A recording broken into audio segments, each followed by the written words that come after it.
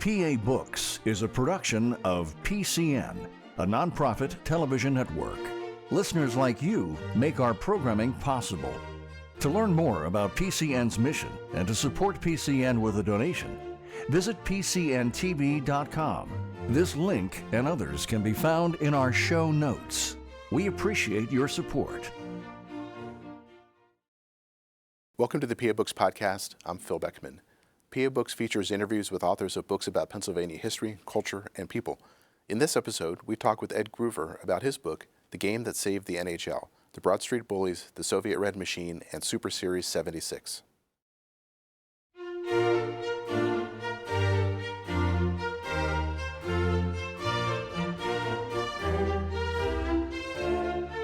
This week on PA Books, Ed Gruver, author of The Game That Saved the NHL. Ed Gruver is the author of The Game That Saved the NHL, The Broad Street Bullies, The Soviet Red Machine, and Super Series 76. How did this game save the NHL? The NHL and the Soviet Union arranged for, it was basically a groundbreaking 8-game series between Soviet League teams and NHL clubs. And long story short, the two Soviet teams were the Soviet Red Army and the Soviet Wings. And the Soviet Red Army was undefeated in their 3 games against NHL clubs. They had beaten the Rangers in New York. They had beaten the Bruins in Boston, even though the Bruins were without their superstar Bobby Orr because of an injury. And they had tied the Montreal Canadiens. So they came into Philadelphia undefeated. And the Flyers were the 2-time reigning Stanley Cup champions. And basically everybody saw this as a one-game showdown for hockey supremacy. And the Flyers' viewpoint is, well, if they beat us, if they beat the reigning NHL champions, what does that mean for the NHL? And what does that mean for the most famous trophy in North American sports, the Stanley Cup? The Flyers believed that a loss to the Soviets under these circumstances would tarnish the reputation of the NHL, tarnish the Stanley Cup, and would allow the Soviets to go back to Russia claiming supremacy in hockey. Give us a sense of the state of the NHL at that time. And today it's a huge league, but at that time it was smaller, there were fewer teams. How did it match up with Major League Baseball, NFL during that period? The NHL was basically as it is today as far as popularity. It was the 4th most popular of the 4 major sports, but they were just a decade removed from expansion. Until 1967, the NHL only consisted of 6 teams, which they called the original 6 still. They expanded in 1967. The Flyers were one of the expansion teams, and the Flyers in 1974 became the first expansion team to win the Stanley Cup, and then they repeated and won it a second straight time in 1975. Now, this was a period in the middle of the Cold War between the West, led by the United States, and the Communist East, led by the Soviet Union. Give us a sense of that context, because this game that you write about is really caught up in the politics of the time. Yeah, and the Flyers that I spoke to who played in the game remember to this day that their feeling was that this was much more than just a hockey game. You know, in a lot of circles, it was war by proxy. You had the Soviet Union. The Red Army team is just what it was. It was a team of players who were enlisted in the Red Army, but their sole goal was to train, practice, and play hockey. That's all they did. And so basically they had amateur status, but they were professionals in that sense.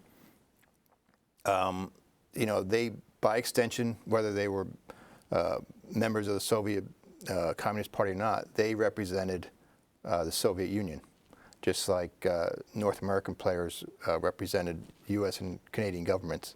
So a lot of people saw this as an ideological showdown, and that, to a large extent, almost dwarfed the hockey aspect of it.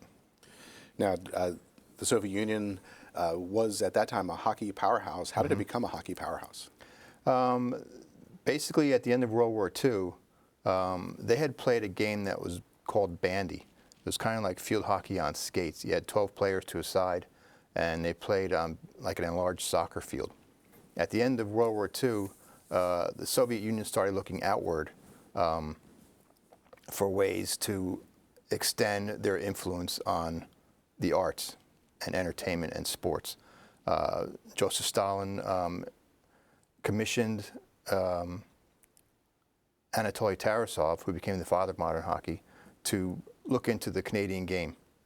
And so he did, and he created a Russian version of North American hockey, of Canadian hockey. And they became so successful that they dominated international hockey. They won the Olympics. They won world championships. And, that really set the stage for the Russians in 1972 to come to North America to play NHL All-Stars in the first Summit Series. Did fans in North America, hockey fans in North America, pay attention to the Soviet teams? They did to an extent, but this was pre-ESPN, pre-worldwide coverage. So they didn't really know that much about the Russians unless, what they could glean from articles and that kind of thing. You really never saw their games on television anywhere. I mean, they were broadcast in Russia, in Moscow, but they weren't broadcast in the U.S. or North America. So they really got their first glimpse of the Soviets during the 1972 Summit Series. Now, in Russia at that time, were there leagues that they were playing? Yeah, they had a Soviet league, and the two top teams were the Red Army and the Soviet Wings. Those were the two elite teams, and they basically dominated that league for decades. Were there stylistic differences between the way that the Russian players played and, say, the way the Canadians played? Yeah, big differences. The Canadian game was much more physical. The Soviet game was much more of a finesse game, more passing, less body checks. They played more of an east to west game. They used advantage of the larger European rinks. The rinks in North America and the NHL were much smaller than what the Soviets were playing on.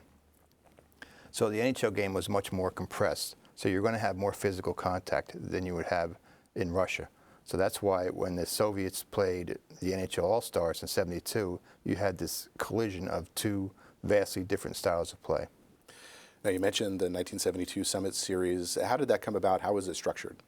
It was an 8-game series. Two notable absentees from the NHL All-Stars were Bobby Hull, who was not allowed to play because he had basically jumped to the World Hockey Association, which was a kind of a rebel league back then. And Bobby Orr, the best defenseman in the world, was sidelined by a knee injury, so he couldn't play. So the NHL All-Stars were hampered by two significant injuries. And but it was an 8-game series with 4 games in North America and then 4 games in the Soviet Union. And the first game, the NHL jumped out to a quick 2-0 lead. They're basically called Team Canada, but it was basically an NHL team. They jumped out to a 2-0 lead in the first period, but the Russians turned it around and dominated the game. And it was at that point that Bobby Clark and Phil Esposito and the NHL All-Stars realized that they had badly underestimated the Soviets. And it went down to an 8th game in Moscow. And it took a late goal by Paul Henderson to secure the victory for the Canadians. But Team Canada went away from that series almost in a state of shock. Even though they won, they had thought they were going to win every game. Oh, they were going to sweep the series 8-0, and they barely won the series at all. Did hockey players and coaches in the Soviet Union and in North America, were they paying attention to the style and the strategies of each other's games? Only in the sense of Fred Shero, the Flyers coach. After Philadelphia won the 1974 Stanley Cup, Shero, whose parents had emigrated from Russia to the United States, went to Moscow and went over there to learn from Tarasov and the Soviet coaches, and to learn what he could to bring back to Philadelphia and use it for the Flyers' second Stanley Cup run. How did he incorporate that into his strategy for the Flyers? There were a lot of things he did. One notable area where the Russians were superior to the North American players was their conditioning. They trained and practiced year-round, which North American players at that time didn't really do. They played throughout the season, and then in the off-season, really didn't go near an ice rink for the most part. So Shiro learned that, to compete with the Russians, which he expected to do at some point, North American players are going to have to be better conditioned. They're going to have to improve their passing, improve their defense, and also improve their stick handling. One of the things he incorporated that the Soviets did was that they used 5-man units, 3 forwards, 2 defensemen, and Shiro incorporated that into his system in Philadelphia. Well, let's talk a little bit more about Fred Shiro. His nickname was the Fog. How did he end up with that kind of a nickname? 2 schools of thought on that. One is that he was in the Rangers minor league system as a forward, and one of the things, there was a game in Minnesota, minor league game that he was playing in, and because it had been so humid that day, it fogged up the arena. And Shiro said afterward that he was the only player who could see the puck in that fog. So teammates started calling him Freddie the Fog. Later, as a coach, he developed the habit of having quirky sayings and would sometimes seem to be lost in thought. So people who weren't familiar with the fog game that he had played in basically called him Freddie the Fog because sometimes he seemed to be lost in his own thoughts. Now, in the book, you also call him a Renaissance man. Why? He was much more than a hockey coach. He read deeply in literature, the arts, history, and he applied a lot of that to coaching. He was very much a player's coach. That's one of the things that I learned from talking with his players is that, to this day they speak reverentially of Freddie Shiro. They say, he treated us like men. He didn't try to dominate.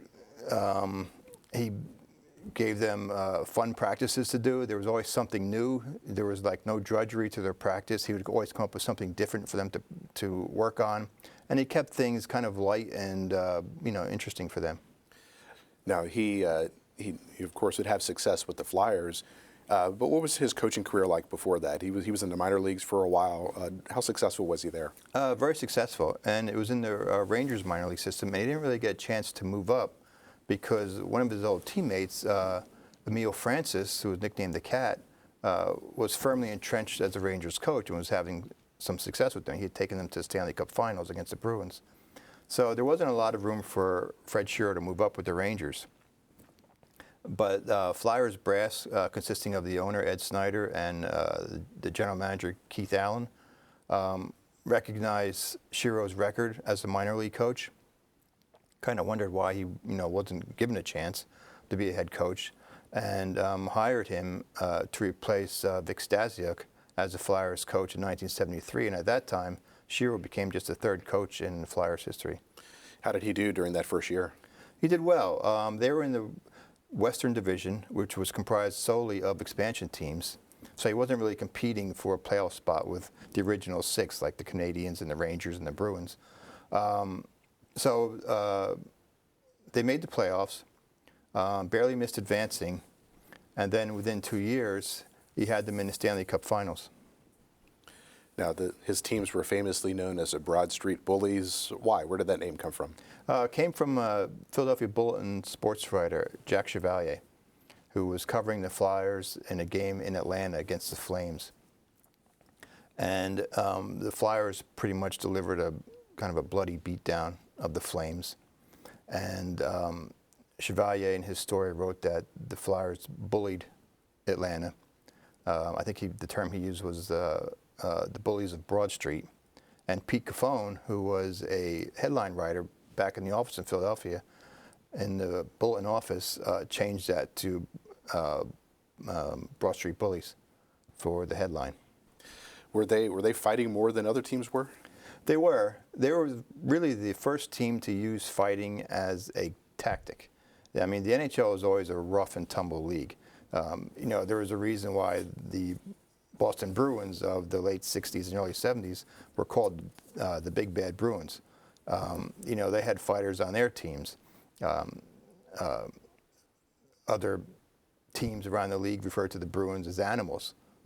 When they played at Madison Square Garden, Eddie Layton, who was the organist at MSG, would play a tune, Talk to the Animals, when the Bruins took the ice. So, and the St. Louis Blues had basically beaten up the Flyers in a playoff series, and that was really the genesis of the Broad Street Bullies, because Ed Snyder and Keith Allen said, this is never going to happen again. We're not going to be on the receiving end of getting beat up all the time.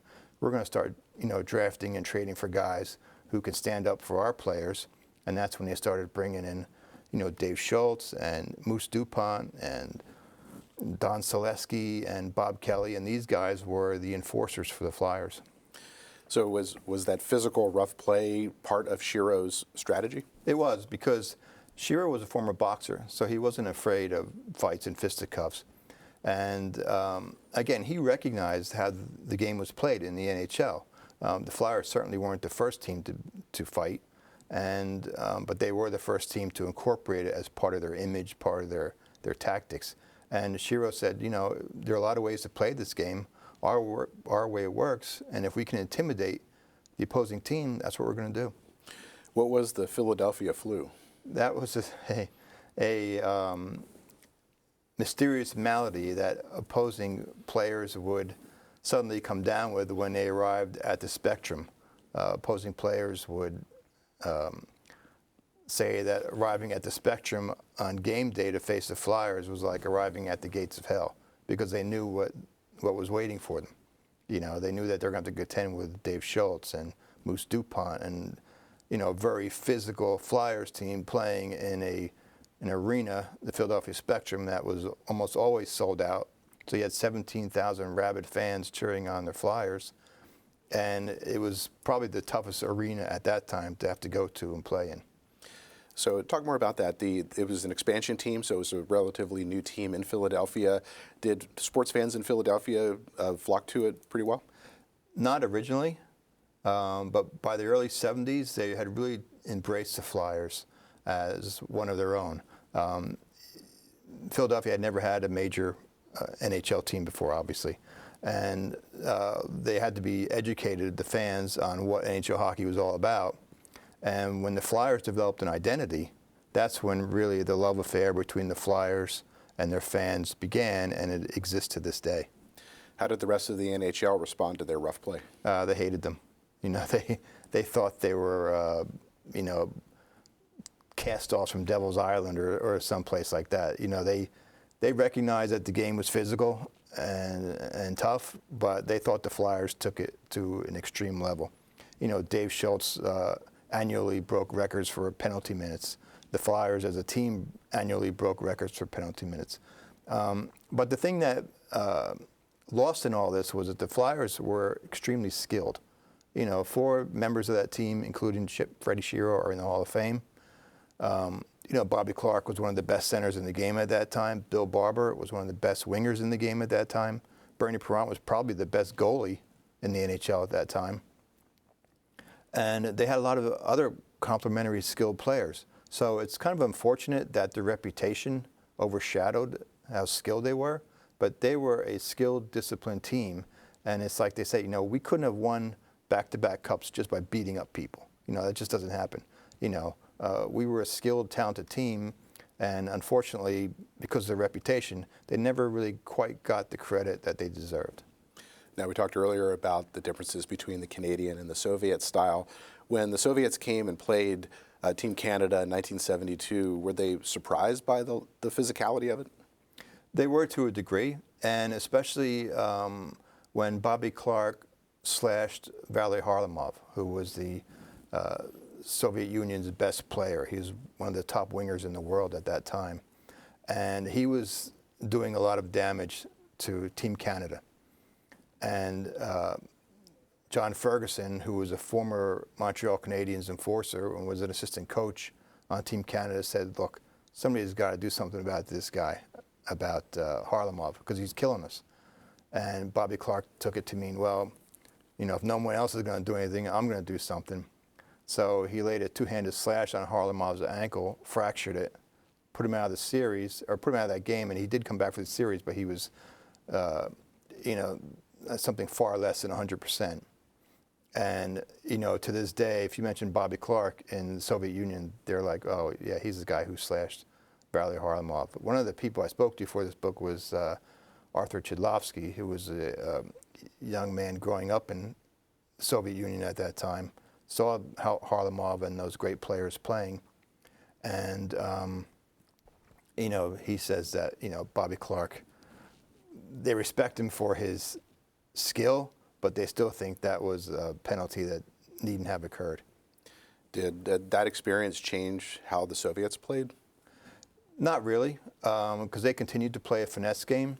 It really wasn't until after this groundbreaking Super Series 76 that the Russians realized that they needed to change their game a little bit and be a little more physical, not try to look for the perfect pass all the time, and just change some elements of their strategy that would allow them to be more of a free-flowing offensive team than what they were. They were very structured, very disciplined, but very programmed. If things didn't go their way, they were kind of at a loss to make in-game adjustments. Now, Joe Watson wrote the foreword to the book. Who is he? Flyers all-star defenseman, great guy. His brother Jimmy was also a Flyers all-star defenseman on that same team, and Joe was one of the early Flyers, and was with the team through their Stanley Cup championships. And he scored a goal in the Red Army game that Fred Shiro said later that Joe, you probably set the Soviet hockey program back 20 years with that goal, because Joe wasn't an offensive defenseman like, say, a Bobby Orr. Joe was a defense-first defenseman, but for him to score a goal against Tretiak in the Red Army game was huge for the Flyers. Well, let's talk a little bit more about the 1972 Summit Series. So once that's over, is there a desire then to do more of such games? Yeah, those games were so popular. They sold out arenas throughout North America and in the Soviet Union. And the NHL was a little embarrassed by it, even though the fact that they won, they didn't dominate, which they fully expected to do. And part of the reason was because the Soviet national team played together year-round. Team Canada obviously didn't. They were an all-star team, so they were only put together for this series. And the other thing was that this series was played in September, prior to the NHL season, so the players weren't really in hockey shape yet, the NHL players. So the NHL brass was like, we have to do something where we can actually show our players and our teams, at their peak, at their best, which would mean that they would have to play in mid-season during the NHL season. And rather than do a mishmash of NHL stars, trying to learn each other's moves and everything and tendencies in an all-star game, let the Russian teams come over here and play our NHL clubs who are used to playing together or experienced playing together, and let them do it during the season when we're in playing condition. How did they pick which teams would participate? They picked 8 teams from the NHL, the 2 Soviet teams, and they would play 4 games each against NHL clubs. Basically, what they did was the games were largely centered in the Northeast. The westernmost city was Chicago. They played the Blackhawks. The LA Kings wanted to play in the series, but since the NHL was bankrolling the series, they didn't think it was financially feasible to send a Soviet team all the way out to LA for a 1-game, match. So they basically kept it concentrated in the Northeast and in the Midwest. Did teams' records play a part in whether they were selected to play or not? Yeah, the 8 teams that were chosen were 8 of the top teams in the NHL. You had the Flyers, of course, the 2-time Stanley Cup champs. You had the Canadiens, who had won the Cup several years before. The Buffalo Sabres had been the finalists in '75. The Bruins, of course, had been a finalist in '74 and had won a Cup in '72. The Rangers had been playoff contenders. So all these teams, Pittsburgh Penguins, New York Islanders, they're all NHL playoff clubs. Now, did they have to negotiate rules for these games? Not really. They did negotiate who would referee which game, NHL referee or Soviet referee. And as it turned out, for the game in Philadelphia, it was pivotal that the Flyers would have an NHL referee, because the Soviet referee who did some of the games was more prone to calling penalties that a lot of the NHL players thought were kind of ticky-tack and were not really, this is NHL style, this is how we play, and, we're being penalized for every little thing. Now, as the preparations for this were underway, were they able to, the American and Canadian players, able to watch film of the Soviets? Were the Soviets able to watch the NHL to prepare? Yeah, I'm not sure how much film the Soviets watched. Their thinking was, we have a style and we're going to play it, and if you can beat it, that's fine, but we don't think you can, because the Soviets felt like they were superior to any hockey team in the world, basically. And, their record in international play would seem to indicate as much, even though they were playing amateur teams from around the world. The one person who did study film at length was Fred Shiro, and that was part of his usual preparation. I mean, he didn't just do it for the Red Army. He was accustomed to watching film, breaking down film like an NFL coach would, and in preparation for whether he's playing the Bruins and Bobby Orr or the Canadians or whatever team he was playing, he would watch film and build the game plan around that. We'll be back in a moment with the PA Books Podcast. Enjoying this podcast? Please support PCN with a donation at pcntv.com. This link and others can be found in our show notes. We appreciate your support. Now, you say in the book that the Soviet team has added some ringers who are not part of their normal lineup. Yeah. How did that play out for the NHL? NHL wasn't too happy about it, because the series was considered technically it was considered an exhibition series, but both sides knew this was not an exhibition series. This was a very serious series for both sides, because both sides are going to be going all out. But the Soviets called exhibitions friendlies, but at the same time, in preparation for this, they rated other Soviet League teams for their best players. So the teams that were coming over to North America from the Soviet Union weren't just Soviet League teams, or it wasn't just like the Red Army, and it wasn't just the Soviet Wings. This was the Red Army plus all-stars from other teams, and it was the Soviet Wings plus all-stars from other teams. And the NHL players were like, well, why can't we do that? Phil Esposito's like, why can't we add Marcel Dion of the Kings? If they're going to do that, if they're going to add all-stars from other clubs, then we should be able to do the same. So they were not real happy about the fact that the Soviet players or the Soviet teams were adding all-star players from other clubs in their league. 1976 was a Winter Olympics year. Was the Russian team using this as a tune-up for them? They were, yeah, because they figured, well, if we can hold our own against NHL players and NHL clubs, that will put us in a good position to win yet another Olympic gold, which they're accustomed to doing every 4 years. And so they basically saw this as a tune-up, a primer for the upcoming Winter Games. Now, one of the figures you talk about in the book is Valery Kharlamov. Mm-hmm. So he was the first superstar in Russia. Who was he? He was basically, for people who remember back that far, he was kind of like the Joe Namath of the Soviet Union as far as superstar athletes would go. He's a young guy, wore his hair long, comparatively long. Drove a sports car, single guy, and enjoyed all the everything that went along with that. Internationally famous, and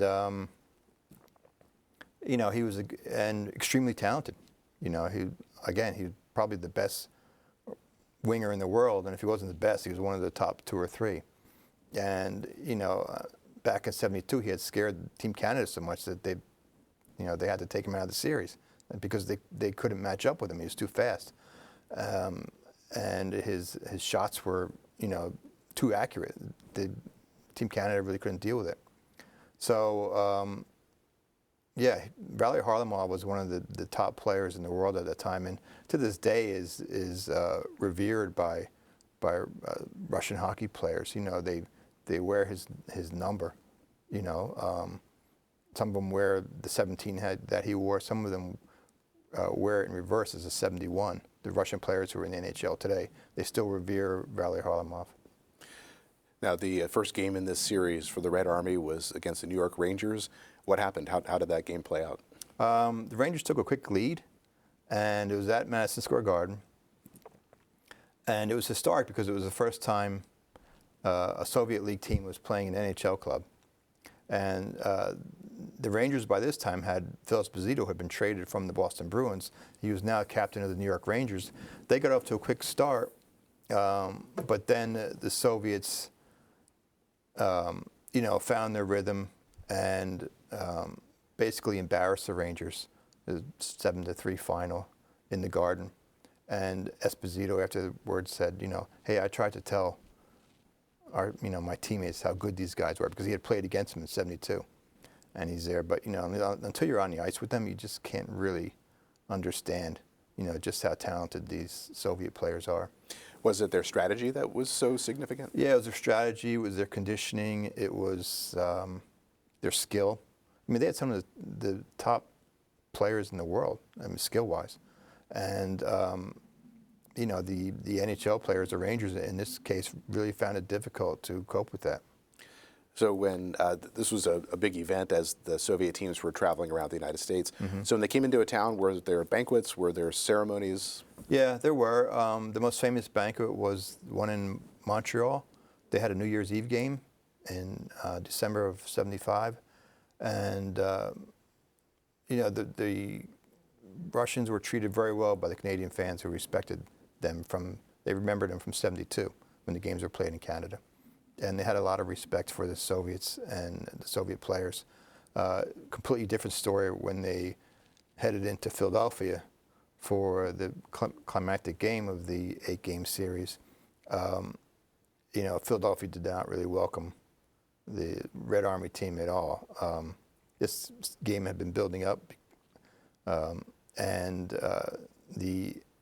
there was an animosity between the two teams even before they hit the ice. The banquet that was held prior to the game basically was a disaster because the players didn't speak to one another. They were very cold to one another.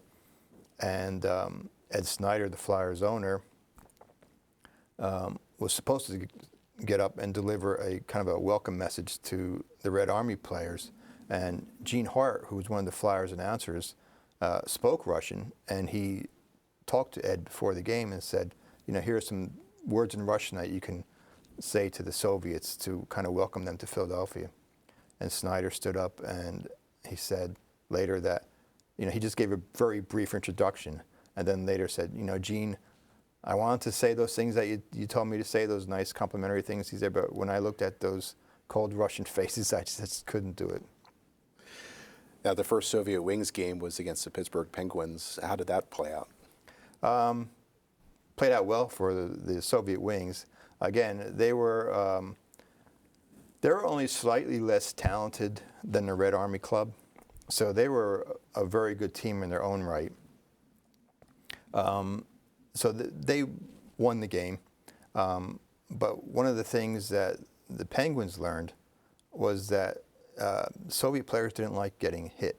They didn't like getting body checked into the boards or anything like that. They weren't used to that in their league because it really wasn't done.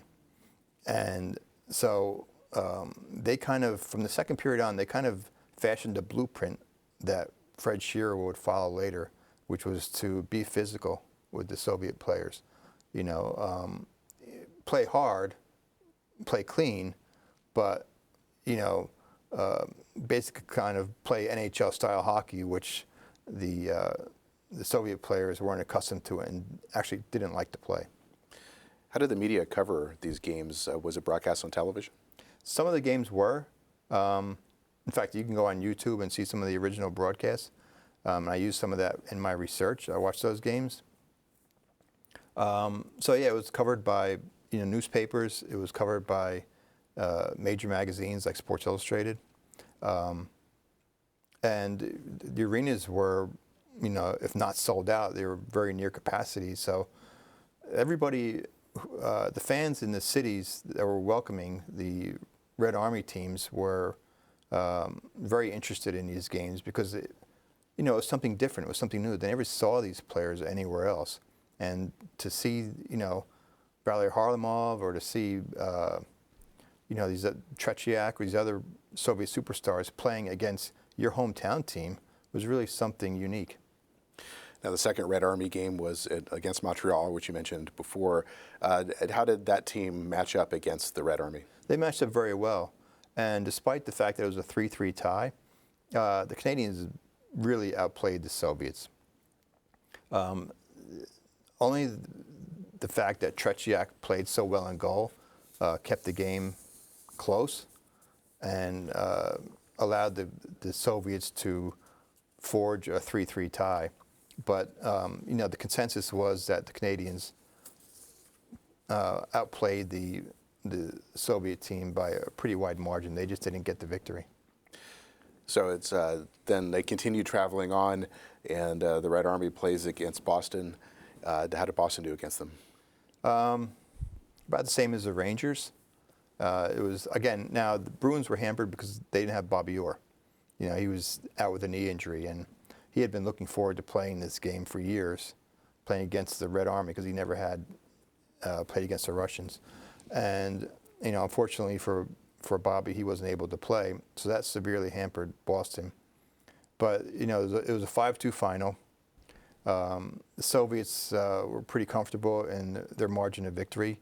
They felt the score was pretty indicative of, the skill level between the two teams. And as they were leaving Boston Garden, someone asked Tretiak about, okay, well, your next game is in Philadelphia, against the Flyers. And Tretiak's response was, well, if we play like we did against the Bruins, we'll be fine. It's not going to be any problem. So as these Russian teams were beating NHL teams, and was this a surprise to the sports community, sports columnists in the NHL? Yeah, it was pretty shocking because, again, people still thought that because the Soviets were winning Olympic gold and, they were winning these international world championships, they're still beating amateur teams, and it was still considered that the best hockey was in the NHL. And, here come the Soviet teams, and they're beating NHL teams. And, the one game that stood out from the NHL standpoint prior to the Flyers Red Army showdown was the Buffalo Sabres, who had been the Stanley Cup finalists the year before against the Flyers, really took it to the Soviet wings. And they built on the strategy that the Penguins had shown, was to, muscle up on defense, stop the rushes that the Soviets would do, the odd man rushes and such, and basically just try to be really physical with them. And it turned out that the Sabres won that game. I believe it was 12-6, and really dominated. And again, that was a blueprint that Shiro took note of and incorporated into his game plan for the Red Army game. So it sounds like he was paying close attention. Yeah, he was paying very close attention. The Flyers had the benefit of being the final team in the series, so they could see what worked and what didn't previously. Yeah. And the schedule makers really kind of indulged their sense of drama by matching the two league champions, the Soviet League champion Red Army and NHL Stanley Cup champion Flyers in the 8th and final game. So as the Soviet teams had great success throughout this series, once they come to this final series, there's only one game left to basically save, as you say in the book, save the NHL from an ignominious defeat. Yeah. Was the tension building during that period? Oh, it was huge. Yeah, because the Flyers played in Toronto a couple of nights before they were scheduled to return home and play the Red Army in Philadelphia. And the Flyers beat the Maple Leafs. And as they were leaving the ice that night, Toronto fans were chanting, "Beat the Russians." And, no one cheered for the Flyers on the road ever, at least not the Broad Street Bully teams. And Joe Watson and the Flyers I talked to were like, that was amazing, that really, because convince them how much this upcoming game with the Russians really mattered to NHL fans. You know, that you would have hometown fans that, you know, the Flyers just beat their team, and they're chanting now for the Flyers to go and beat the Russians. So did the Russian teams learn from the American teams? Did they adapt as they went through, or did they just keep with their same strategy? They played their same strategy. You know, it was working. They had only lost one game as they headed into the game with the Flyers. You know, the Red Army, as we talked about, was undefeated. They were 2-0-1 against NHL clubs, and the Soviet Wings were 3-1. They'd only lost one game to the Sabres. So in the minds of the Soviet players and coaches, by the time they got to Philadelphia, they had already won the series. They were up 5-1-1, head into the 8th game. So, you know, from their point, it was like, you know, hey, we've already shown what we can do. We've proved, you know, that we can play with NHL teams and we can beat NHL teams. So as far as we're concerned, you know, we've won this series already. So when the Russians came into a town, did they have the opportunity to watch the NHL teams practice and vice versa? Yeah. One of the things that kind of aggravated the Flyers to a point was that the Soviets watched them practice. And, you know, true to Fred Shearo's nature, he had the Flyers doing some kind of offbeat stuff during their practice. And maybe he was doing it to throw off the Russians, knowing that they were going to be watching him. I'm not sure. But it was kind of like typical for the Flyers that they would incorporate kind of like fun, silly things into the practice just to keep the guys, you know, entertained. And, you know, the Flyers noticed that the Russians were kind of laughing at their practice, and that didn't go over too well. And they were like, you know, this is going to be a war when we play these guys on the ice. So as the hours ticked down to this game, was tension between the teams building? Yeah, very much so. You have to remember the Flyers had played in the previous 2 Stanley Cups, so they were used to big game pressure. But this was something that even they weren't accustomed to, because they were not only playing for themselves and their city, they felt like they were now carrying the entire NHL on their shoulders. And it was, you know, unlike a Stanley Cup, you know, you lose the first game, you can always come back and, you know, regroup for game 2 or game 3. This was a one-game showdown. This wasn't a best of 7 or anything like that. If you lose, there's no coming back. So the Flyers felt this pressure, and, you know, to a man, they say this was far greater pressure than they had experienced even playing for the Stanley Cup the past 2 years. And it got to the point, like the day before the game, where Fred Shearo told reporters at that time, you know, this pressure is suffocating us. You know, it's like we can't breathe. And, you know, they just couldn't wait to get on the ice. Now, we've talked a bit about Fred Shearo. Who was his counterpart on the Red Army team? Konstantin Loktev, who had a long and distinguished playing career in the Soviet Union.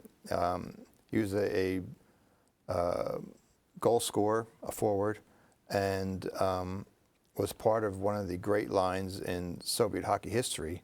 And after his retirement, did some coaching for different Soviet teams, and in 1970 he was named head coach of the Red Army Club, and he remained head coach of the Red Army Club and the Soviet national team up through 1977. Won Olympic gold, won World Championships, won Soviet League championships. So he was a very, very distinguished coach. So we finally make our way to the game itself. As the game starts, what happens? The Flyers come out with a defense that they rarely showed. They had played it on occasion before. It's a 1-4 alignment where you have the center, in this case Bobby Clark or one of the other Flyer centers, would be the forechecker, and the other 2 wings would drop back and be positioned with the 2 defensemen in kind of like a picket fence-like look across the blue line. So you had Clark as forechecking, and you had the other 4 Flyers lined up with the blue line. And the Soviets really didn't know how to react to this, because one of their strategies was to move the puck around, you know, back skate, circle, you know, everything that they could do to try to lure the opponents out of position. And with their speed, with Soviet speed, then they could use that for, to get up the ice quickly and, get shots on goal. Well, when they looked at the Flyers' defense, there was no one to lure out of position because Clark was the only one doing the chasing. And they looked at the blue line, and you had 4 big bodies standing there. And the Soviets were, kind of at a loss as to how to attack this. So they continually back-skated, circled, tried to lure the Flyers out of position, and the Flyers just held their ground at the blue line and kind of dared the Soviets to try to, to get through them. And one of the things about this is that it was a strategy that worked because the Flyers were a much bigger team physically than the Red Army was. They probably outweighed them by, 20 to 30 pounds almost per man. So you have a guy like Harlamov who's about 165 pounds, 170, trying to get past, Moose DuPont, who's well over 200 pounds. That's that's a difficult thing to do, even for Harlamov with his speed, because, the Flyers were just clogging the blue line, and the Russians didn't know how to react to that. Did the Broad Street Bullies live up to their reputation? They did in the early stages. They started knocking the Red Army team around pretty good. But they were clean hits. They weren't dirty hits. If you watch the film of the game, they basically played an NHL-style game. And the Russians protested because they hadn't really been hit that hard against the Canadians or against the Rangers or the Bruins. They weren't being hit like the Flyers were hitting them. And they got upset about that. And then the biggest hit was delivered by the Flyers defenseman Ed Van Impe on Valery Harlamov on basically a Soviet breakaway midway through the first period. Now that would eventually lead Loktev to pull his players from the ice. What happened? Well, they call it the hit heard around the hockey world because it dropped Harlamov to the ice face down. And, he never saw Van Impe coming. Ed had been in the penalty box, and Harlamov was streaking down the right side of the ice, and Van Impe rushed out of the penalty box and kind of caught Harlamov on the blind side because Harlamov had to turn to take a pass and never saw Van Impe coming. And again, Van Impe is another guy who's, over 200 pounds. And so he catches Harlamov, blindside, but a clean hit, a typical NHL-style hit. Harlamov goes down, and Loktev protests that, hey, you're trying to kill our players. This is dirty hockey. And Lloyd Gilmore, who was the referee, said this is just the way it's played in the NHL. He's an NHL referee, and he said it was a clean hit, it was a clean check, and Loktev protested and pulled his team off the ice.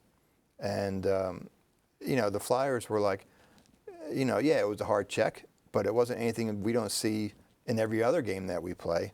And Jimmy Watson, I remember telling me that Loktev was face down on the ice for, I don't know, maybe close to a minute or so.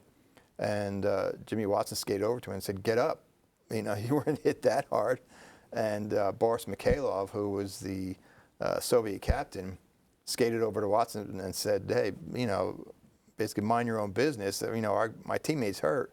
And the Flyers all thought that Harlamov was kind of faking it, to try to get a penalty. Because that's another thing that the Soviets relied on. If they could get penalties, they would have man advantages. They'd be on perpetual power plays, and they could use their speed to their advantage when the other team is a man short. That gave them more open ice to run their offense, and that's really one of the things they were hoping for in this game. They wanted to get the Flyers aggravated, get them off their game, have penalties called on the Flyers, and have the Russians given the opportunity to use power plays to their advantage. So after a period of time in the locker room, they come back out and the game resumes. When did the Flyers score? They scored not long after that because Gilmore had assessed a delay of game penalty on Loktev and the Soviet bench for their protest and for their leaving the ice. They left the ice for about 15 minutes. And, a lot of people weren't even sure if they were going to come back or not. But they eventually did. Gilmore assessed them a penalty.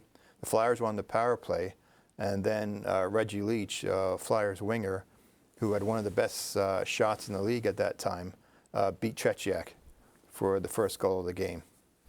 So who were the goalies in this game? Vladislav Tretiak for the Soviet Red Army, who was considered at this point probably the best goalie in the world. And for the Flyers, it was Wayne Stevenson, who was playing for an injured Bernie Perron. And, Perron had been injured most of that season, so Stevenson had logged a lot of ice time for the Flyers during that year. So the Flyers go up. Was there a point during the game where the Red Army was charging back? Yeah, the Flyers actually went up 2-0 before the end of the first period, because then Rick McLeish followed up Leach's goal with a goal of his own. He had a breakaway, and he beat Tretiak to make it 2-0 near the end of the first period. Joe Watson's goal in the second period made it 3-0 Flyers. And then near the end of the second period, the Red Army scored on a goal by Viktor Kotyurgin, and that trimmed it to 3-1. And anybody who watched Soviet hockey knew that this was a team that was capable of scoring goals pretty rapidly. They had shown their ability to do that against the Rangers, against the Bruins, and even against the Canadiens to a point. And so, they entered the third and final period with the Flyers nursing a 2-goal lead. But, like the announcers were saying in the game, no one thought that was really a safe lead. That, everyone knew that the Soviets had the capacity and the skill to come back and, maybe make it another 3-3 tie like they had with the Canadiens. Now, you say that the Red Army's weakness was its defense. Yeah, they were an offensive-minded club. And the Red Army wasn't even the best defensive team in the Soviet League. There are other teams. Arthur Chudlovsky was telling me that there were other teams in the Soviet League who were better defensively than the Red Army. What the Red Army wanted to do was basically outscore you. If they could win the game 7-6, they were fine with that.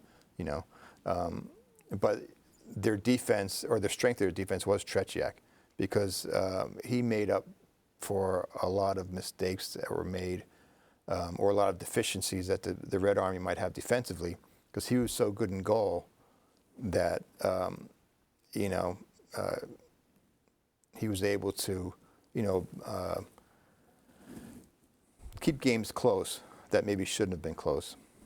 And the Flyers kept him busy. They had 49 shots on goal compared with 13 for the Red Army. What does that tell you about the type of game it was? It's kind of almost typical, which is kind of surprising, because in almost every game that the Russians play, they were always outshot, even though they'd win a game 7-3 or 5-2, but they were still outshot. And the reason was because they always waited for the perfect opportunity to shoot. The Soviet mindset, drastically different from the NHL, was that if they shot the puck and it was blocked and the opposing team got control of the puck, to the Soviets that was a turnover, which that was completely foreign to the NHL's way of thinking.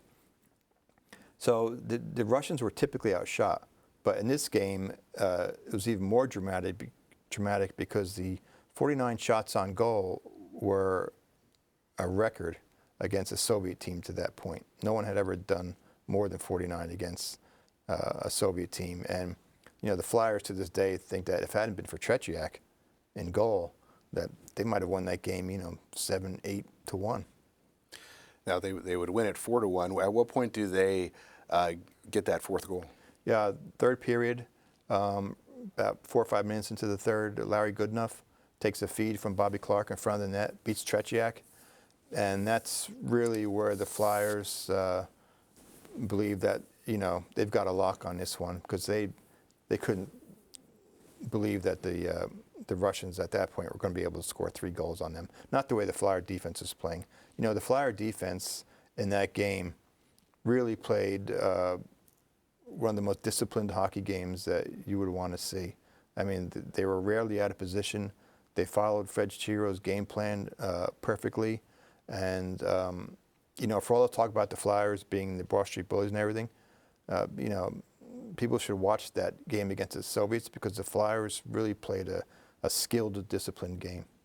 So when the game comes to an end, was there a sense of exuberance? Yeah. It was like they had won the Stanley Cup. The spectrum erupted at the final buzzer. And, there was a lot of celebration in the Flyers locker room, a lot of, a